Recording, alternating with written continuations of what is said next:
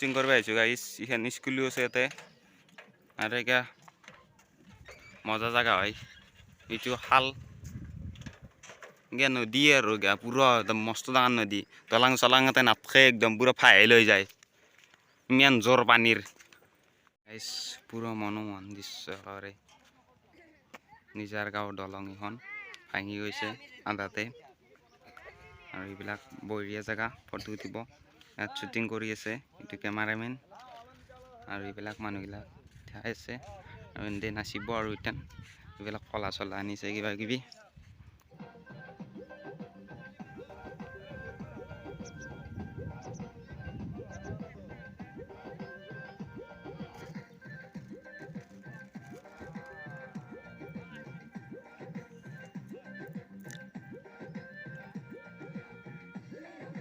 shooting কৰা মানুহ এনে চবে মোবাইল চাত ব্যস্ত লাগছি খালি ইনষ্টাগ্ৰামে বনাও এনে শ্বুটিং কৰিব আহি ক'ত যাই আছে গাইছ এনে ফটো উঠাই মেইন আৰু ইনষ্টাগ্ৰাম বনাই থাকে এনে এনি টাইম কি মজা জাগা গাইছ এতিয়া একদম সুন্দৰ জাগা হয় গাইছ এইবিলাক গাইছ আমাৰ হৈ গ'ল শ্বুটিং টুটিং কৰা এতিয়া আমি ঘৰত যাওঁ মনোমোহন দৃশ্যগিলা এৰি কাৰণে আমি ঘৰত যাওঁ আৰু যেন ৰূপম মই চাইকেল লৈ আৰু সেন্দু কৰি থৈছোঁ ইমান দেৰি কৰে সেন্দে এই ৰ'দ মহাত আমি একদম নিগ্ৰো হৈ গাইছ সেন্দুৰ একদম নহ'বে একদম সৰু ছোৱালীৰ নিচিনা বোকা খালে থাকে সেন্দে মূৰ্তি বনাই আছে গাইছ বোকাৰ মূৰ্তি সেন্দে নহয়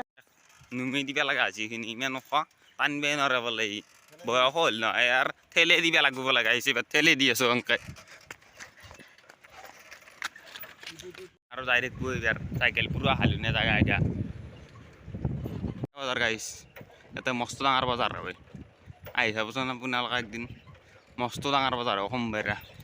ইয়াতে সোমবাৰে হয় মানে সোমবাৰে বজাৰ সেইকাৰণে আমি এতিয়া ফাইনেলি নাকত চক পাই গ'লোঁ